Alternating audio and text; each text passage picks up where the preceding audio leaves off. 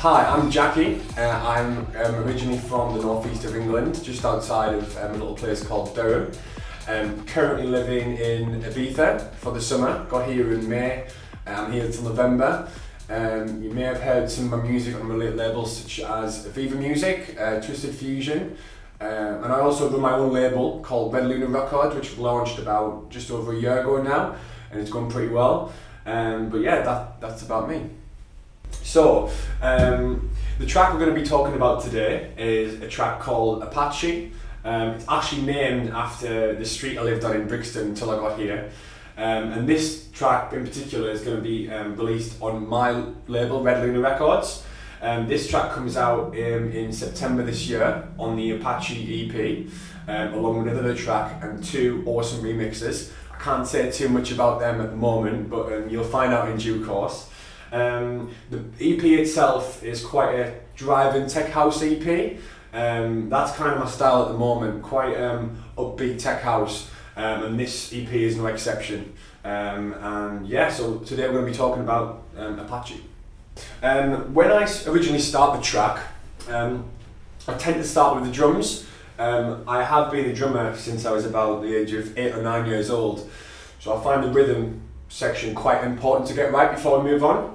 When I start, usually with a kick drum, what I usually do is I would start in clip mode. So I get my kick up here, and when I'm doing my kicks, I tend to have the effects laid out like this. So I'll start with an EQ at the start, and EQ out what I actually don't want. Then I'll start with a compressor to get the sound exactly how I want it. So get the kick sound nice and crisp and punchy, and then I'll put another EQ on here to if anything needs slightly boosting, as you can see there. Let me just quickly get this on that. So with my EQ, I've put a slight increase there, and about, let me look where it is.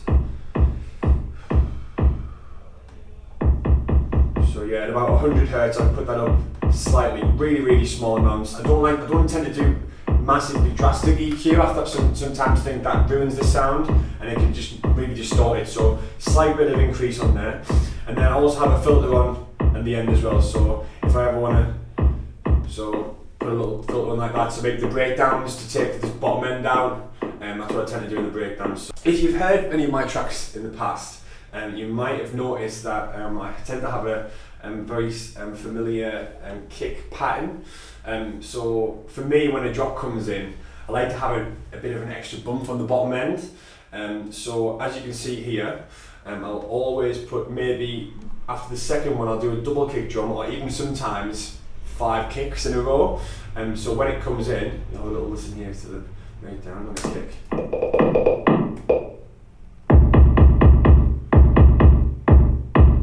And also maybe not even just a 5, maybe sometimes just a 3, so I'll show you this one here as well. So let me just find another one here for you, like this. 1, 2, 3, 4, 5. So you can see it just gives it a bit more energy when it drops. So I'll play it with all the music as well, so you can hear exactly what it sounds like with the rest of the music.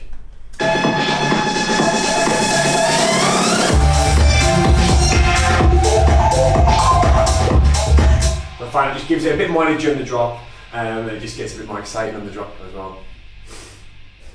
Moving on, once I've got the kick sounding really nice and snappy and punchy, I'll then move on to the clap. What I tend to do with my drums is I'll use the in-house Ableton drum rack. So I'll load a drum rack in, as you can see here, and I've got about a million drum samples in on my laptop at the moment. So what I tend to do is just simply cook for it, just put fines and clap in there. Once all my samples are loaded up, I'll literally just pre-check them like this. It is pretty much a kind of a random selection for me, but I can sometimes spend about 5-10 minutes just having a look through until I've got a clap that I kind of like the sound of. I'll then obviously load it into my drum rack. Sometimes it can just be the one clap if I've got a nice sounding clap. Sometimes I like to layer them, so here I've got 2 claps going on. However, I think I found in this one, I didn't actually use a second one, but I sometimes experiment with more than one clap. So once I've got the clap in, it's a very similar process for my claps as well. So as I did for the kick drum, sorry. So I will firstly put an EQ in there. If I don't feel like something should be taken out, I will just leave it. Again, the compressor on there as well. So I'll put in solo of that. So I'll get my clap standing with my compressor nice and crunchy. And then here I've boosted at about 1K, I've boosted about 5 dB. So that is quite drastic for me. Usually, as I said before, I don't always tend to do too much EQing, and sometimes can just distort the sound. And with regard to the clap, that's pretty much it. I have got a filter on here just in case I want to take a little bit of top end out. But I always find with my claps about 1K, if you just boost it up slightly, what I'll do is I'll pull it down so you can see what it sounds like before. So that's what it sounds like before the increase. And then if you listen to when I turn it up, it's just give it a bit more of a snap, just a bit more of a crack. I like all my snares sounding, sorry, all my claps sounding quite crunchy. So once I've got my clap and my kick sounding exactly how I want it, I'll just solo that as well.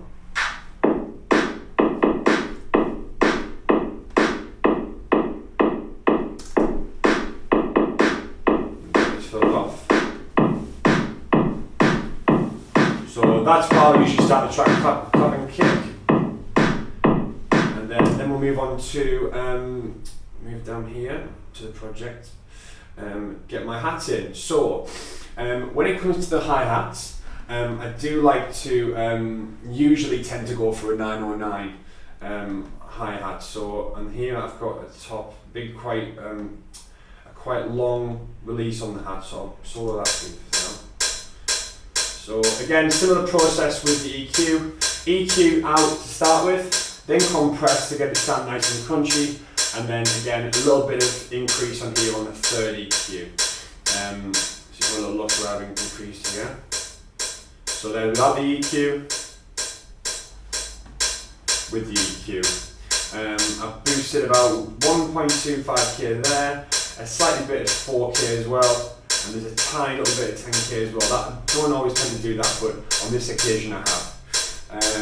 With the hi-hats as well, I do like to do double hi-hats as well, so I usually just double that up. As you can see here, I've got two of the same sample, exactly the same sample in there as well, exactly the same EQ, so it sounds the same. I will also sometimes, with the second hi-hat, I will transpose it slightly, so maybe just one or two semitones, so when they work together, it just sounds like there's another hi-hat as opposed to exactly the same one. But with regards to the hi-hats, that's pretty much it. So far we'll have the kick, the clap and the hi-hat all going together. So we'll actually just do that. We'll actually build them as we go, just so it sounds, you can tell exactly how I'm listening to it as I'm going along.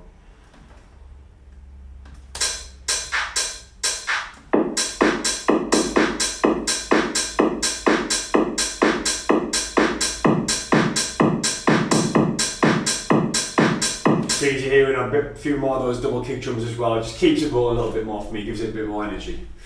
So I'll also mention, when we're talking about the drums, in particular the hats, the claps and the percussion, I did actually start, when I first started producing, using the built-in groove pillow, which is built into Ableton Live. But after doing a bit more investigation into the DAW itself, if you just look down on the right hand side here, there's a little D button. Now what that does, that brings up track delay. So instead of having to sort of load a swing into the groove pillow and do it that way, I find it a lot easier just to add the swing in here. So on this side here, there's a few little boxes, or the white boxes here, and that's milliseconds. So whatever number you put in there, that will delay this whole track here by that many milliseconds. So if you didn't use the track delay and didn't use swing, you'll find that the drums can be quite rigid and sound quite computerized. However, if you do a tiny little swing in there, I'd maybe 10, for the hi-hats I usually add about a 10 millisecond delay. When it comes to my snares, which I'll also whack on for you here, I'll put in about, well on this one, I'm going to look at the other ones. I think I've already frozen this down, but I'll use about maybe between 20 and 25 milliseconds delay for the snares, but I'll just show you what difference that makes. So let me just put that to 0. So this is without the swing.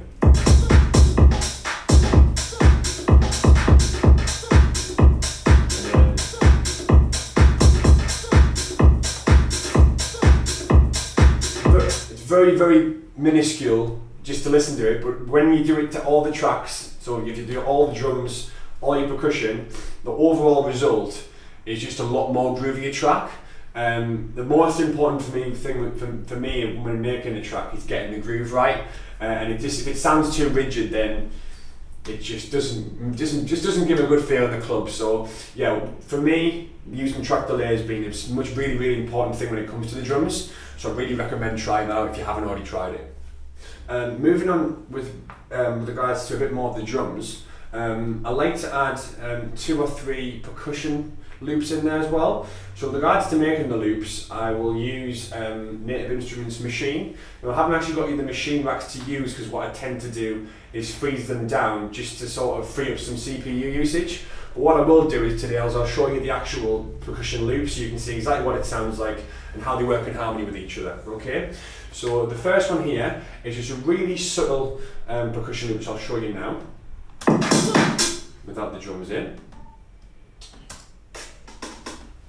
So start from the start. So it's quite quiet, but with the overall track, it does give it a bit more groove. So you can see there's a couple of toms in, a couple of snares in there. And I've got another one here, which is a bit more complicated, and it's a lot louder.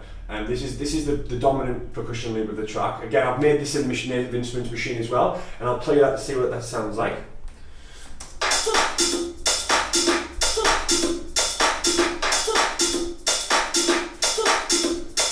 So that's just the top loop, and I've used snares, 2 or 3 types of snares, and a tiny little vocal snippet as well that I've got out of a sample pack. Now, as you can see, if I zoom in on these, I don't like to have anything overlapping. I find if you do overlap things start to get distorted, and it just muddles the whole mix as well. When you try to mix down, it makes mixing down a million times harder. So if you see here, if you can see the transients here, as this goes down, this one comes in.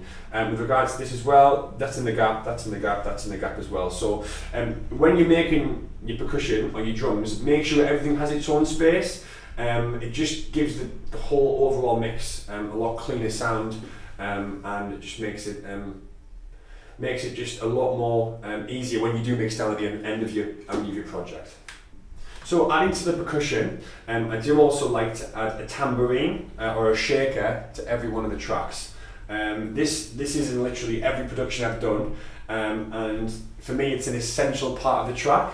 It just gives it a little more of a swing. Even with the track delay, I don't have to add any track delay on this because I actually programmed the swing in with the MIDI before I freeze it down. So let me just play this for you just to show you what this sounds like, so without the drums.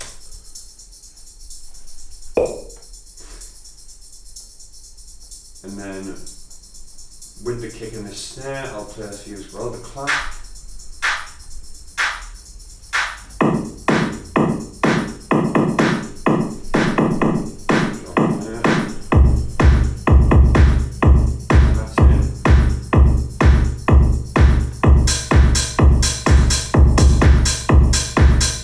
And then with the percussion loops in there as well, it all starts to come together, so I'll play this as well.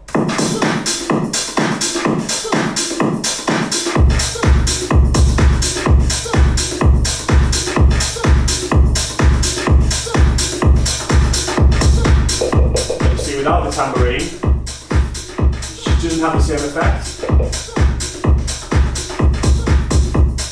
It gives it loads more groove and loads more swing. So for me, tambourine is absolutely essential. Right, so once I've got my drums, percussion, so all my hats, snares, toms, everything in there for the rhythm sections, I'll then move on to the bass line.